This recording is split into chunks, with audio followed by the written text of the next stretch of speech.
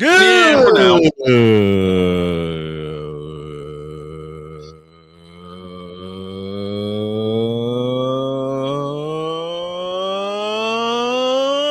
morning, and welcome to the Manic What the Hell Happened Monday edition of Snowman in the Morning. Took the words out of my mouth. I was about to say what the hell was that Monday? The Manic. Wait a minute. Come here. I got to do this right. Okay. This is the Manic. What in the all types of blue hell? Monday edition of Snowman in the Morning. We're glad to have y'all with us. First hour is powered by Wanna Parlay, the world's richest parlay. Use the code Snowman when you sign up. We will start in Denver. Okay. And we were fighting about this morning. Who gets the thumbnail? Bo Nix, Jonathan Taylor, or Christian McCaffrey? You know who my vote was, or two votes were. Well, but yeah, McCaffrey. Given the fact that the Denver Broncos, of all teams, scored 33 points in 12 and a half minutes. Well, I'm going to ask, which one is worse? Which one is worse? The Dolphins dropping a 17-0 lead to the Carolina Panthers, or the Giants dropping a 19-0 lead to the Denver Broncos? Tie. Yeah. They're both shite. My gracious. Parnell St. Preux watching us. PSP, thanks for jumping in. The Queen, of course, Genevieve Yoso. This is her off day today. She will join us. By the way, I will mention this now. Yes. We are close to having perfection for the first time ever in the NFL picks. We heard that. If Detroit beats Tampa, that queen that's usually off to this side over here will be the first one of all of to us ever throw El Perfecto. Well, you may have two El Perfectos then. How do you figure?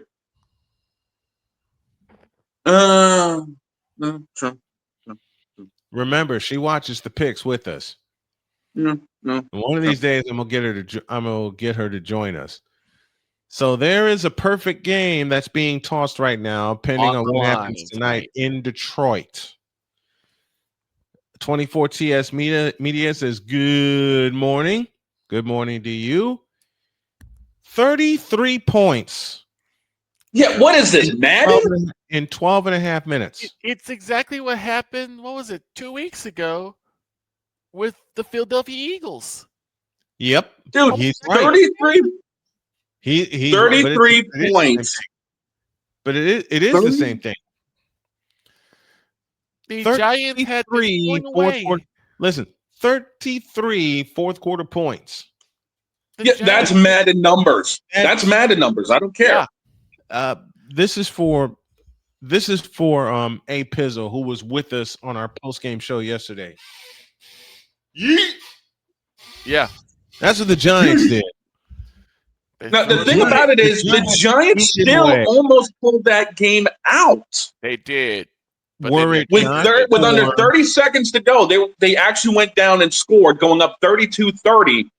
And then Denver comes back and walks it off. I'll ask this question to you guys. Yes. Do you think Jackson Dart is the real deal? Yes. Yes. Yes. To come that close to pulling one out against Denver in a high-scoring affair, that's real deal action. Yeah, extra point. I do worry about it because, we saw the same from CJ Stroud. To have kind of a fall off, but Stroud is starting to get his act back together. But Dart is just beastly. He's awesome. Yes, he's awesome. Speaking of football, someone's waiting for us because he has an off day on Monday. Oh.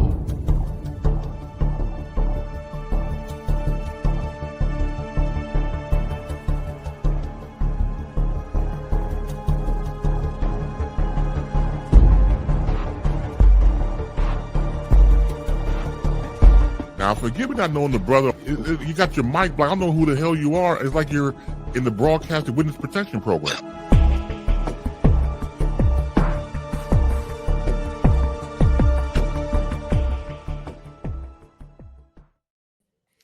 Agent Zero, aka the Playmaker, is with us this morning. Good morning, my brother. How are you? Good morning, gentlemen. Why are you committing war crimes across the pond, sir? Because it's the Rams. Did I not warn you on Friday what was going to happen? Yep. I mean, look, I knew the Rams were going to win this one going away. That was academic. But my God, it's almost like you guys had Terry Silver as your head coach. There's just no mercy. None. We're just going to beat you down across the pond. Ryan MeCarthy, who will join us at the bottom of the hour, is with us in the chat. He's getting ready. He says, good morning, Snow Crew. Shane Bowen should be left in Denver and made to fly home on Frontier Airlines. What a horrible, horrible letdown by the Giants defense. I say he should have had to walk home. Let's get Playmakers. Let's get Playmakers' thoughts on the Rams. People forgot that the Rams was along with the Jaguars are going to London almost every freaking year. Mm-hmm. This was nothing new. It wasn't. It was just like. So you know what the Rams do? The Rams practice at the Baltimore Orioles Park the whole entire week. Saturday, yep. All right, let's fly out to London. Let's go handle business. Yep. And what did we do? We handled without Puka Nacua. Without Nacua. Mm-hmm. Next week is you guys' bye week, if I'm correct. We're on a bye week. Yes, yeah. So the Rams get a big win in London over Jacksonville. Big win. 35-7. Nacua is out. They don't care. Matt Stafford says, okay, everybody else, next man up. Mm-hmm. So they take care of business against the Jaguars, and now they go into the bye as co-leaders of the NFC West. And I'm secretly pulling for Houston tonight. More on that later. I mean, God. Mr. Playmaker, how do you feel about your defending NFC West Division champion Los Angeles Rams? Feel good. I'm still mad about that Thursday night loss, but I won't even make the joke. Santa Clara.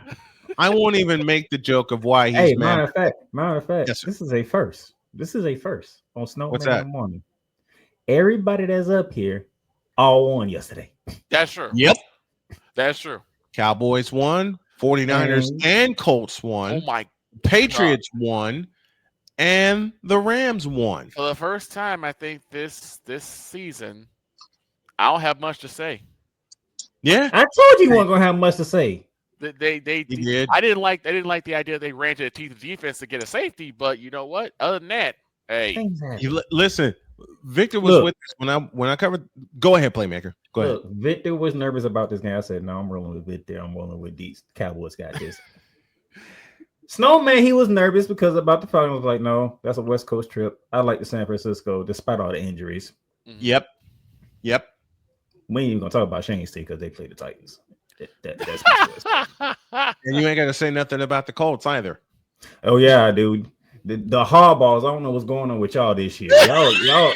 I don't know what's going on with the hardballs this year. I have no idea. Me neither, man. No child. It's like they forgot defense. They forgot defense was part of the game. While we're talking about the Colts, I have two words for y'all. Jonathan Taylor. Second straight game with 3 rushing touchdowns. Yep. He had 100+ yards again for the second straight game. That was because by the time he got 20 yards down the field, he finally got touched. Yes. And about the Chargers, I'm going to make Playmaker laugh. And about the Chargers, I think Jim Harbaugh needs to admit something. I get ran through. Mm-hmm. And he got ran through by Jonathan Taylor. I know why he did that too. I know you know exactly why. Exactly why you said that. The reason why Victor and Shane don't know because they ain't catch. Well, I'm gonna show. Well, you know what? Let me call an audible. Let's take a break, and when we come back, I'm gonna show them why I made the joke that I made. Oh boy. because of Cole freaking Johnson. Of course it is. Of course it is. The EP of all EPs strikes again. No matter what you do, he's just gonna find a way to get you. Wait till y'all see this. Back in the deuce. This is Snowman in the Morning. 'Cause we take this job so serious. And Father O'Shaughnessy need to go to hell. That's what he needs. What did Father O'Shaughnessy do? I quit. We're done here. I'm done. We're out of here. What in the all types of blue hell? This is Snowman in the Morning.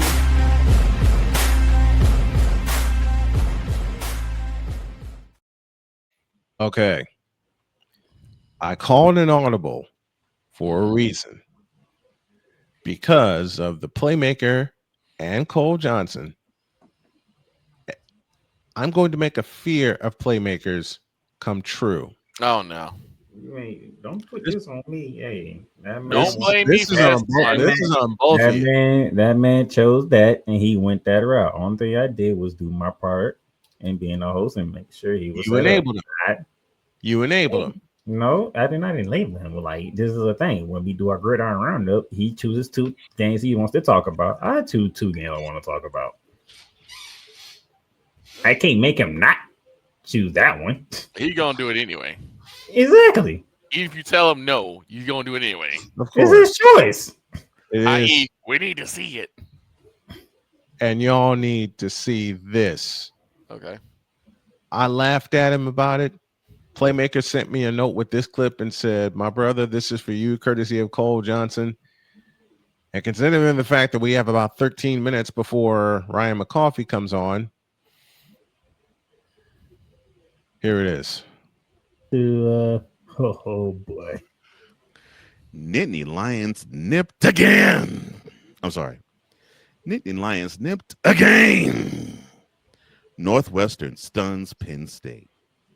Why me? Why me? Go ahead. I'll let you just go.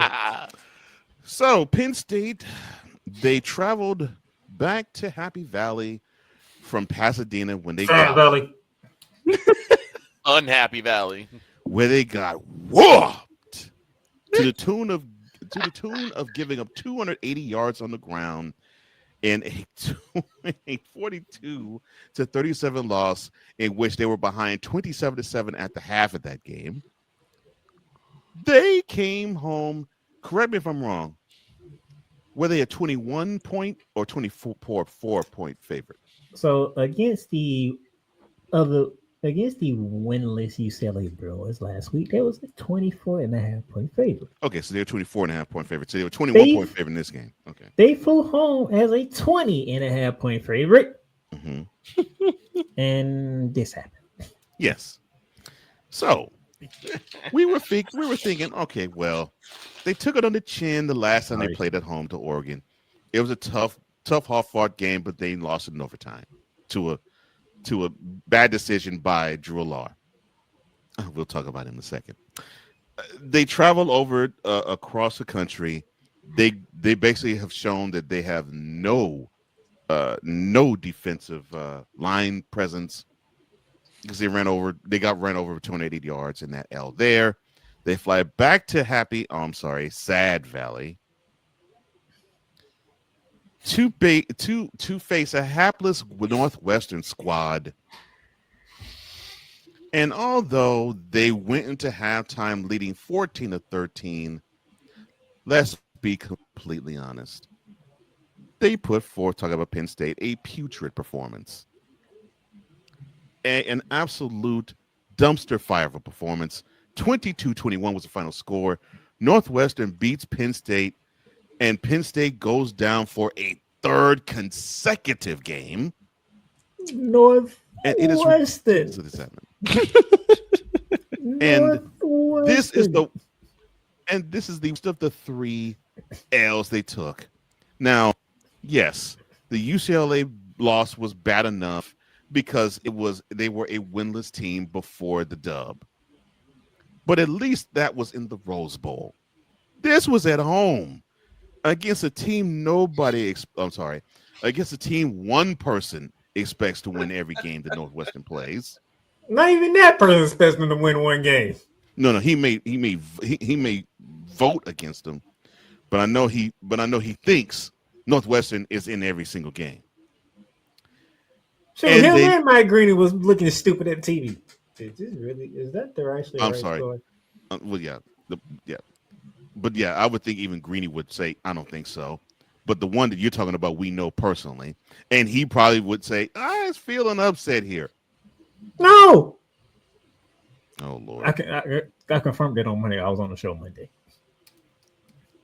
So, Lord have mercy. That's you're looking at the TV like, hold on. Did they make a mistake? Did the scorekeeper make a say? No, that's the right score. No, that's the right score. No, that's the final score. No, that is it. Northwestern wins. That's like I say, had him and Mike Green looking stupid at the TV. Did we just win? Yes. Yes, you did win. You definitely did win. Oh my goodness. Now, unfortunately for Drew Allard, he is gone for the season. Yeah, he is gone for the season. That's the messed up part. That is the messed up part about the whole thing. He's gone for the year. But I'll say this, Northwestern, I guess Penn State, they lost to a good team. They're 2-1 in the Big Ten, and they're 4-2 overall. And by the way, Coach Johnson wants to thank Northwestern for one thing. What's the one thing I want to thank him for? Oh, this hurts my heart. Penn State. The fact that the athletic director looked at that 4-21 putrid record against top 10 schools, he said that played a whole big-time role in getting James Franklin, one of the greatest college football coaches, fired. No. This is where I call BS on the AD. He received the big slip the day after the game and the loss to Northwestern. Okay, so why are you calling BS on the AD? You just said it. If the big game record was the factor in this, you didn't do it after they lost to Oregon. No. You didn't do it after they lost to a winless Bruins team in sunny California. No, they did not. You did it after they lost to Northwestern. Well, we got to understand. Okay. Northwestern. Let's see. This is a school full of doctors, lawyers, engineers, and journalists. Highbrow journalists. All right, Vanderbilt. Well, I mean, Northwestern is considered the Ivy League school of the Big Ten. And other than a couple of years that I know we can ask Snowman, and he'll rip off the years that Northwestern were the big boys of the Big Ten block. 1995. They've been basically 2000 in the Big Ten. Name a couple. And you had James Franklin lose to a patsy, but it is like what the athletic director of Penn State said. But 4-21 for the record, he stayed getting and taking top 10 L's. I mean, I can't help it. He stayed taking top 10 L's. And you just heard it right there from the athletic director. That weighed and played a huge part in having James Franklin get gone. But that was hard. Jack, and does it come back no more? Oh my God! Don't you come back no more? What you say? So that was Oregon. But then you went to Pasadena. And you must have left your wallet there or your purse or whatever, because that job rented you to call UCLA your daddy. And I mean, you were turning tricks like you were wearing a G-string. You were taking it slow. I don't know what the deal was. But you received a good pounding in Pasadena, both on the field and in the sideline and in the hotel room. I don't know what to say about that, son. But you took a pounding. You took a beating. And then you went back home. You figured you'd be great, but unfortunately, Northwestern, you had to admit, I get ran through. Oh, I don't understand it. I don't understand. You were whole for. I thought you were whole for top 10 teams. I just don't understand it. I thought you was a whole for the top 10 teams. That you just laid down for them. That you stayed taking L's to top 10 teams, but now. You admit to Northwestern, your latest daddy, you get ran through. Where does he come up with this stuff? I don't understand it. How you get ran through? And then you got fired. And you got fired. It actually pissed me off. It pissed me off because I was waiting to unveil this in 3 weeks' time. I was waiting to unveil this one. Ohio State. It's the best sex I ever had. Oh, gosh. Because we knew Ohio State and Columbus was going to give you that work. And then you were going to be walking like you're going to be walking as if you received the biggest pounding of your life. Legs all wide open. You'd be staggering. You'd be smiling and be aching at the same time. And then you be in Columbus, just be like, I don't understand it. Every time I come to Columbus, and every time I see this team, except for once, I received the biggest pounding of my life. It's like they think I'm a porn star. I don't get it. Ohio State is the best sex you've ever had, but you don't get a chance to. But you don't get a chance to sample from that fruit this year because you decided to play so bad everywhere else. You decided to have other daddies in Pasadena and in Evanston. That it wasn't that you stayed taking top 10 L's. You said that you had UCLA mount you and had you be close to say that you his daddy.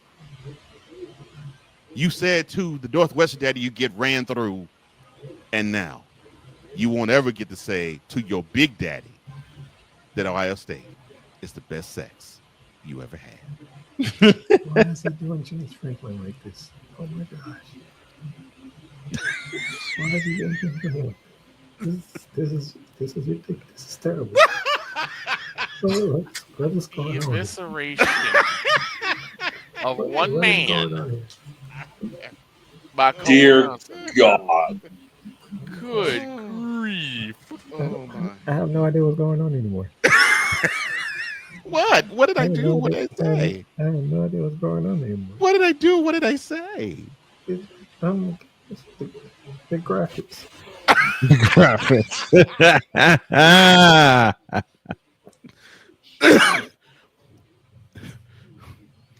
But I mean, if you listen on Real Rise Radio, you do not understand what's going on unless you come over to the YouTube channel and watch the video. No. Oh my gosh, this man here is out of control. Yes. Agreed. He is out of control. Oh my gosh. He admit to Northwestern, he gets ran through. I don't know what to say. And you know what frights me even more? Now I gotta feel that Snowman gonna come across this and he gonna cut this whole segment off. Oh my gosh. Be careful what you wish for. It did get cut out, but Playmaker gave me a huge assist. Oh my god! When he sent it to me, and Playmaker, your reaction in that segment. I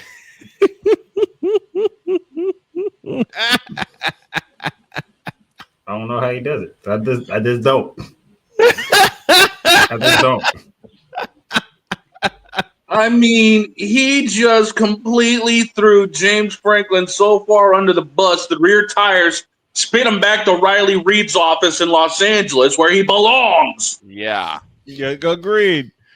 But to Cole Johnson, and I had a chance to talk to the master himself this morning, and I showed him all the love in the world because my first sentence when I got him on the phone was, "You're an idiot."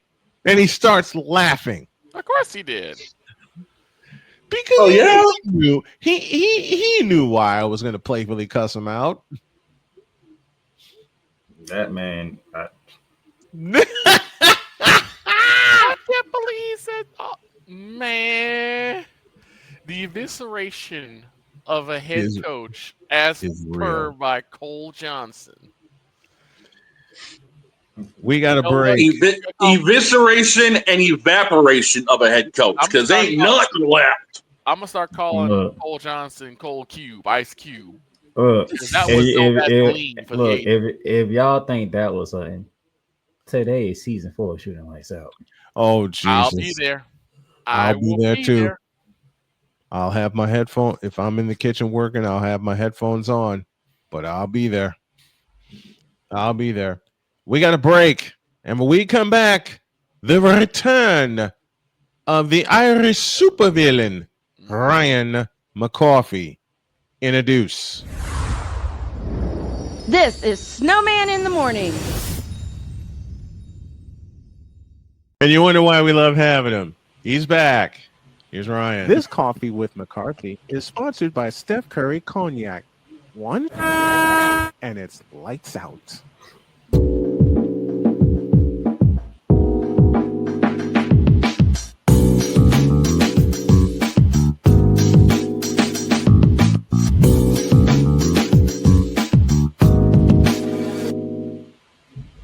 Courtesy of Invader Coffee, Ryan McCarthy, a.k.a. Ryan McCarthy, is with us on this Monday morning. How are you, my friend? Great to have you. Thanks for having me, as always. Or when I try to be available. But look, I know your schedule has been out of control, and that's saying the least of it. But we're happy to have you this morning. Got my coffee here, and when you sent me that clip, the bump back that was played before we came back on the air was perfect. Had to have that. Had to have that one. That was one of the best.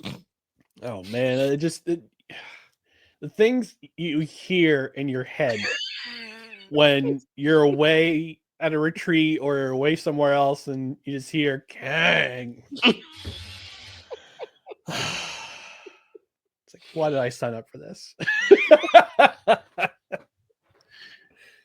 I think you were thinking that 2 years ago when I went on vacation. Why did I sign up for this? And all you had to sit in for me. All right, let's get down to it, man. What is going on with your football team?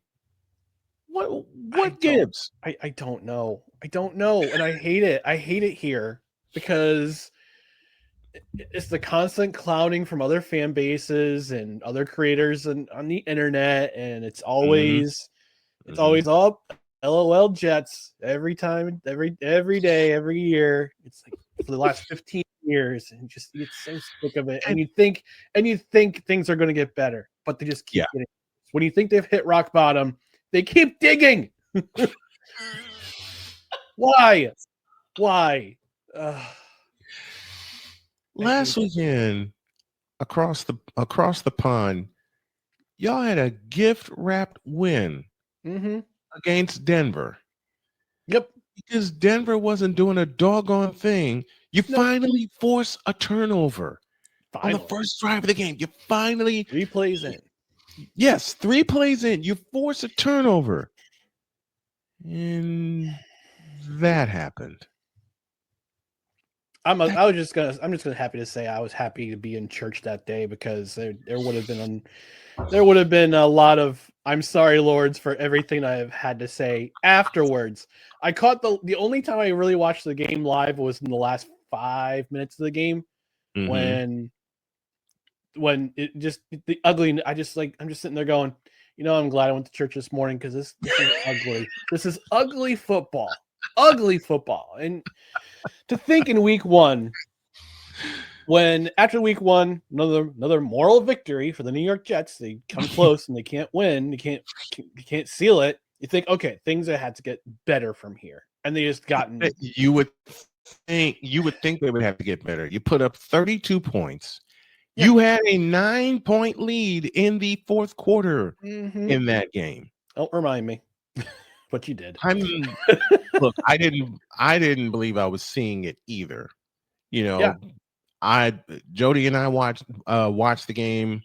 We caught pieces of it while the Dolphins and the Colts were playing, and Jody posed a question from me to you. She says, the next time you have MeCarthy on, ask him why the Jets have gotten progressively worse after scoring 32 points in week one. I said, honey, I don't think he's going to have an answer. I really don't. I truly don't, because and it's just going to get worse because Garrett Wilson's out for the next 2 games because of a hyperextended knee.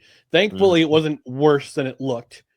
When I first saw the injury on television, they're saying, "Oh, Garrett Wilson's going for an MRI." I'm like, "Well, that's it. Season officially sunk." But thankfully, it was just a hyperextension, and hopefully, I think they said he'll be back for Cleveland. Y'all need to beat Cleveland. They have to. Y'all need to beat Cleveland because. I'm almost afraid, and I never thought I would say this aloud because I'm not one for the memes, but I'll say it here. I'm almost afraid for the memes for that game. Jets, Cleveland. I already know it's coming. I already know it's coming. It's the last team to finish 0 for the season against the team that's going to finish 0 for the season if they don't get their act right. That's what's going to happen. That's what the memes are. So you kind of looked ahead, did you? Oh, I've been looking ahead to January when the season ends right now. Especially over the last couple of weeks. You're just thinking to yourself, this is just bad football. It's all around. I don't know. It's awful. We were told, we Jets fans were told at the introductory press conference, this team's going to be this team will no longer be the same old Jets. I said, well, no, they're not. They're worse than the same old Jets. There's a very dear friend of mine named Jay Gassman who covers the New York Jets. You've heard him rant and rave. I've heard him rant and rave. Oh yeah, I'm there every day. I'm there every day in the chat. Hey, same. I commiserate because I love Jake's coverage of the Jets. I love your coverage of the Jets when you're here with us. You know, I think my wife said it best. I've become a sadistic when it comes to the Jets because I love tuning into Jake go completely off after every Jets game. And it makes me think, if he's this way when the Jets lose, how far over the moon is he going to be when they get one? I want y'all to get one. We're going to be obnoxious. That's what's going to happen. We're going to be so obnoxious because we get one win. And we're going to be looked at like you were insane, but they just need one.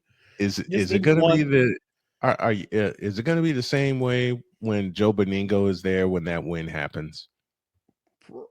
He's going to find something negative to talk about. If they get there first, when he's going to be like, well, they didn't do this right, they didn't do that right. It's like, dude, just celebrate the win, okay? Yeah. Like I say it for a lot of Jets fans who are in the same boat. Like even during the Saleh era, when things seemed to be going, when the defense saved them and their offense couldn't do anything, but their defense played lights out for the game. Yes. We always find something to complain about. It's like we can never see the silver lining. It's like, all right, yeah, okay, we played. They played terribly on offense, but did they win? Yes. Then shut up. Yes. Take the win. Take the W. Celebrate that. Exactly. You know, I've gotten the same with the Colts and the 49ers the last couple of years. And speaking of the Colts, how about this renaissance and with the Colts that's going on this year, man? It makes me happy for Daniel Jones. Yes. It makes me very happy for him especially. Like I love Jonathan. I thought Jonathan Taylor. I've watched Jonathan Taylor since his time at Wisconsin, and I thought he was going to have a heck of a football career in the NFL after he came out of Wisconsin. After his career at Wisconsin finished, and so far so good.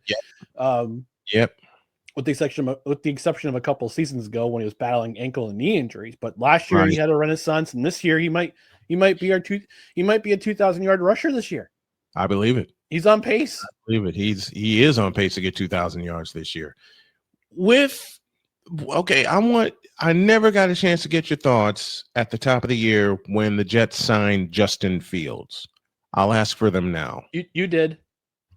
Oh, I did. You did. You did. And at the beginning and when they signed him in free agency, I said, look, Justin Fields has never been coached up. He's never had the offensive line that the Jets have. And he's been, to say this a disappointment would be an understatement, because this was a guy who came in with a plan. The Jets had a plan for him. They were going to use his legs. They were going to use, and they're going to try to stretch the field with Garrett Wilson. But the problem is they don't have a wide receiver to rely on. Yeah. And now with Garrett Wilson being out for the next couple of games, who's their number one? Alan Lazard, who had a career high in drops last season. Is it going to be the rookie Mason Taylor, who is turning out? I mean, he has no touchdowns, but he's turning out to be an effective receiver, like a tight end position. But last week against Denver was just a revelation. He said this week in the press conferences this week at practice, he said, "Yeah, I didn't want to use my legs as much against Denver. I really couldn't because I got a leg contusion while I was in Miami." I said, "So why didn't Aaron Glenn identify that? And when he was struggling in the first half, why not yank him and put in Tyrod Taylor, who can use his legs? He's 35 years old, but he can still identify the defense he's playing against and get rid of the ball when he needs to get rid of the ball instead of holding on to it and not being able to run." Like when we were covering the game last week, Victor and I were looking at it. I know. I got the same from Victor. I got the same from Shane, and I got the same from Jody. But we were looking at it last weekend, and we saw Justin limping around the field. Mm-hmm. And Victor was the first one to say, "Where's Tyrod Taylor?" Yep. Where's Tyrod? That is like in the first couple of games of the season, it was like, okay, maybe Justin may have finally found a line, and now that's completely thrown out the window. But it goes back to some of the fundamentals of Justin Fields. He holds on to the ball way too long, thinks plays more with his feet than with his arm, and it's hurting him, and it's hurting the Jets. That first part right there, Victor, he's holding on to the ball way too long. Yeah. Way too long. Yeah, and I don't blame his offensive line for what happened last week. Mm-hmm. This is on Fields. He has to identify when to get rid of the ball. He has to identify his first read is always going to be Garrett Wilson. He's always going to look for his guy who he played at Ohio State. But he also has to recognize there's other receivers open. He had 2-3 receivers open one of the times he got sacked watching the tape, and you're sitting there going, you're just absolutely going mad because you're going, why doesn't he get rid of the ball? Like there's no there's nobody within 10 feet of his other read. Why isn't he going there? His line, look, his offensive line, like I talked about the Jets' offensive line woes outside of Elijah Vera-Tucker. Yep. Hurting him, being injured again during a drill and tearing his tricep. Mm-hmm. If he was in the lineup, this would be the best Jets lineup of offensive linemen, period. Yeah. But Olu Fashanu has troubles this year with pass blocking. John Simpson the left side has trouble this year protecting the quarterback. I don't know if John Simpson is hurt, because I know he had some back issues during training camp, but Olu Fashanu has fallen off the map a little bit. The right side is really good. Joe Tippmann had to move from center over to right guard because of Vera-Tucker being out. And the rookie Armand Membu should be in rookie of the year conversation, with the exception of maybe a handful of snaps this year. He's been fairly effective, very effective, and he should be an offensive rookie of the year discussion. And I think that one of the worst ways of rating your progressions is going to the receiver that you're most comfortable with. You should be going past the sticks. If that doesn't work, a little bit before the sticks, and then like the one next to you, which is like your best option. But you want to go past the sticks. What is it with not just Justin Fields, but with other NFL quarterbacks not throwing past the first down marker? It's not. I think part of it's development. Yeah, I'll repeat Victor's part of the question. It's not just Fields. There's so many other quarterbacks that throw the ball short of the sticks. Yep. Especially when it's third and medium or third and long. I'm talking about between 5 and 8 yards. Mm-hmm. When it's third and medium and beyond, they don't throw the ball to the sticks. They throw the ball past the sticks. I think I can identify it. I call it Tom Brady syndrome. Late stage Tom Brady syndrome, where he could use the dink and dunk, where he could identify the defense and use the dink and dunk to his advantage. And other quarterbacks look at that because of how long Tom Brady has been in the league and how successful he was with it. They see it and go, "Oh, I can do the same thing." It's like, no, you have a different skill set than Tom Brady did. Correct. And your desire to win does not match Tom Brady's. No. Right. You have to work with what works for you. Yeah, because I've seen Fields do it. I've seen Bryce do it. I've seen Caleb do it. Of course, I've seen Dak do it multiple times. It seems like they'll do what they call high percentage completions, which is somewhere between 5 and 6 yards out from the line of scrimmage, and then hope to God that the receiver can make up the difference by using their legs. That's fine if you know that secondary is weak. But if you got some dogs on that secondary, you're not doing that. No, you're not doing that. I'll give you an example. Earlier this year, when the Niners faced Kyler Murray in the second half, the Niners made some adjustments, especially with Yamanor Lenore going up against Marvin Harrison Jr. and Zach Ertz and their other tight end whose name escapes me right now. They had Lenore on them. And Murray, in the entirety of the second half, never threw past the sticks on third down. That's why they went 0 for 7 in the second half on third down. Right. They went 0 for 7. And part of this is Murray's fault because he, like Justin Fields, will run before he looks downfield and throw the football. Right. So or in the case on Sunday's game against Denver, not do anything at all. Not do anything. Well, stand there, look around, and get clobbered. So then, Mr. McCarthy, I'd ask this question to you. You say it's in development. What needs to change? Whether is it in the college ranks, is it in the pro ranks? What needs to change in terms of develop that? I need to get first down, almost on first down. I need to throw past the sticks. I think it should start in college. And then when you come out of the NFL, and this is part of the reason why I hate the fact that a lot of these quarterbacks come out too soon, is that they don't develop their quarterback acumen enough to be good enough to play in the NFL. I mean, and you get told by, I don't know who is being told that they're good enough for the NFL right now. It could be an agent, could be friends, could be their coaches, could be their family. But somebody's putting the wrong message in their ear. Somebody's putting the wrong message in their ear, and their ego inflates, and they think, all right, I'm going to declare for the draft, and we'll let the chips fall where they may, but they don't develop their game. Which is why Justin Fields, instead of being the franchise quarterback in Chicago, has bounced around the NFL. And I'm afraid to think the Jets may be his last stop, but considering the fact his development stage is far beyond him, this may be it for Justin Fields. And this year he is getting clobbered. See, I don't put this on I don't put Chicago on Justin Fields because Chicago can't build a team. No. They have not been able to put a good offensive line. They have just now started putting the building blocks for a good defense. True. I mean, look at Caleb Williams. He was the most sacked from last year.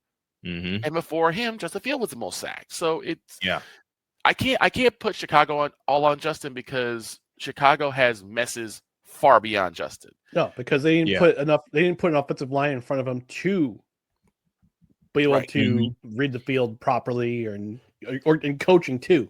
I mean, right. Matt Uberfools, hello. But now with the Jets, I think the Jets is probably the best bet for him. But now I think all those bad habits are now stuck in him, and he's got to unlearn those and relearn. Can Aaron Glenn be the coach to do that? Great point. Right now, apparently, he's, according to a report from The Athletic, he's going to be here next year. Mm-hmm. So, according to Jake Assman, you needed to cut him loose after London. I think Woody Johnson's patience is for Aaron Glenn. He's got patience, but after last year with Robert Saleh, then all the drama that happened with running Aaron Rodgers and Robert Saleh and their relationship, I can't wait for the tell-all for that book. Right? Neither can I. But no, they should. The team should have stayed. The offense at least should have stayed in London. The defense played better than they had previous weeks. Mm-hmm. I think partially because Jermaine Johnson was back in the lineup. They still can't get home. The defensive line still can't get home, and they're not putting up exotic packages or feigning blitzes to be effective. But they put in Jarvis Brownlee in place of Michael Carter, and he was the one who caused the fumble last week. That in the third play of the game to get them within field with good field position. Mm-hmm. But the thing is, with all that field position that they got last week, they couldn't convert them into touchdowns. They managed 11 points. And here's the thing, too. The snaps they ran in Denver territory. Yep. With all the field position advantages that they had. Because let's face it, the Jets ruled the field position against Denver last weekend. Mm-hmm. 9 points. 9 points. You know what they're also doing that's highly egregious as well? They're underutilizing Breece Hall. And you can tell, period. You see the look on his face on the sideline. Mm-hmm. He is absolutely miserable because he's not getting the touch. He's not getting the touches. This offense I was hoping this year would be his breakout season in terms of rushing and receiving yards. You called for it. Yes. I called for it. I said you called for it on this show. You called for it at the top of the year that this would be the breakout year for Breece Hall. In fact, a question I posed: could Breece Hall get close to 2,000 yards? And you said yes. He has the opportunity to do it. He's missing the burst speed he used to have before he got his ACL torn in Denver. And I don't know what it is with the Jets. And remember, this is 2 years ago. This is 3 years ago, excuse me, his rookie campaign when he was having an awesome year and they go to Mile High and they lose both Elijah Vera Tucker and Breece Hall in the same game. That's sunk their season. That's sunk. And they were 7-3 at the time, were they? Even the game against Dallas, though, Breece Hall had some explosiveness to him. Yeah, he did. And they just stopped. And they went straight with the field show. They stopped after the fumble. After that fumble inside Dallas territory where it got punched out, that it was over. And then that mindset of, here we go again. This is where they fall apart. This is their first turnover. They fall apart. And they didn't have any turnovers last week. Mm-hmm. Yeah. And this is what bothers me is that what does that say for Breece? What does it say for Breece? Breece is like, give him another shot. I'm like, even if he fumbled, give him another shot. Yep. Instead, now it shows that you don't have now it shows you that you don't have confidence in him. Yeah. Mm-hmm. And basically it makes them of why is he even trying so hard? Because it's like they don't have trust in me, even though I fumble. Yeah, fumble is a bad thing, but still, you still show that you got faith in your running back. Otherwise, why are they going to work hard for you? Yeah, and they strayed away from that plan, from the offensive game plan they had in week 1 and didn't really have it in week 2 because Buffalo is Buffalo. Although Buffalo is not looking like Buffalo the last couple of weeks. Buffalo's not looking like Buffalo, especially after they lost it at the Benz last week. Yeah, the AFC is wide open right now, man. It's anybody's game. It's anybody's game. And we thought it was going to be Buffalo, Baltimore, Kansas City at the beginning of the year. What has happened at the top? The team in the AFC I highlighted at the top of the year, maybe say Buffalo, was San Diego. Yeah. And they're not looking like because they're injured. They have injury concerns. They are right beaten now. up. They have They injuries. lost their two best running backs. Mhm. Running backs. One's Mhm. gone for the season. Najee Harris, he's gone for the season. And Omari Marion Hampton's Hampton's gone for 6 weeks. Yep. Yep. So, hey, look, I'll make a really bold prediction. I mean, trade deadline's coming up in 2 weeks from Tuesday. Yep. Right? Yep. Dolphins are going to be sellers. Oh, I believe it. Yeah. Devon Achane, you are a Achane, San Diego Charger. Imagine Devon Achane in that San Diego offense. I mean, heck, bring in Jalen Waddle too while you're at it. They don't. Justin Herbert doesn't really have a number one a wide receiver one. You know what? Jalen Waddle will head west, but it won't be to San Diego. Mm-hmm. Yeah, you know where I'm going. Jalen Waddle may head to the Bay. Who's going to throw to him? Mac Jones or Brock Purdy. But he has as too much beat up as Jones has been. As beat up as Jones has been this year, he finds his receivers. Yeah. If he goes to the NFC, he's going to the Rams because the Rams find a way. They always find a way. Well, both teams can find a way, but I see that look on your face too. You're like, Rams, son of a. I know. There are chief competition. There are chief competition in the West. There is no salary cap in the NFL anymore. Snowman, No, you got to realize that, especially for teams that are contenders like the Rams. Come on, right? True. I'll give you a surprise team where he may land. Where? Indianapolis. I mean, Indianapolis. Daniel Jones has been showing himself to have basically revitalized himself. With Alec Pierce having concussion issues, even though he is back in the lineup, imagine Daniel Jones having a weapon like Jalen Waddle. Or Jacksonville. Right? Lawrence. Imagine having ATN in the backfield and Jalen Waddle as your primary wide receiver who can go downfield while they're developing Travis Hunter as a wide receiver. Mm-hmm. Good Lord. That offense will go from 28 points to 35 points in a heartbeat. I will say this. I have to eat my words a little bit when it comes to the AFC South because at the beginning in our preview, I said, Houston wins by default. But this division, but the division has been so competitive. I'm so happy for Indianapolis, Jacksonville. Mm-hmm. To an extent, Houston. I mean, Houston was going to be in contention for that. Yeah, Houston had that default position. Houston had that default position. Yeah, because it was Stroud's country, and after what CJ did, that's another team that could pick up Jalen Waddle is Houston. They need a wide receiver. They need a wide receiver badly. They need because they may lose Tank Dell again. Well, he's already out for the year anyway. Oh my gosh! Well, don't forget he had that knee injury. He suffered that knee injury, and it's the same injury that Tyreek Hill suffered on the Monday night game. Yeah. And then when you tore everything, he tore everything. And there's another name I miss being on the field. Tyreek Hill. His leg got shredded, and he may be out till 2027. Yep, heck, his career might be over. He's in his 30s. You were thinking the same thing I was. That may be it. I was watching that. I covered that game, and I'm just like, look, I hate the Dolphins, but I hate to see that happen to anybody. Yeah, I don't care what uniform you wear. You hate seeing it for anybody. I hated seeing that injury. Before we go to break, funny moment happened when Ryan just mentioned a moment ago the live stream he did with the Dolphins and the Jets from Miami. Monday night. And Monday Night Misery. Exactly. The next time, and the next time I do one, it'll be on a Thursday night. It'll be called Thursday Night Football. I'm gonna put this out there. I don't know if this will happen again, but if the next time the Cowboys and the Jets play, it's gotta have the detective and Espresso McCoffee call the game. You know what? I was looking forward to that. Yes, I think that might be next year. I think the NFC East and the AFC East play next year. Okay. I think. The moment that got me, and I immediately turned the stream off after it and walked away from my office.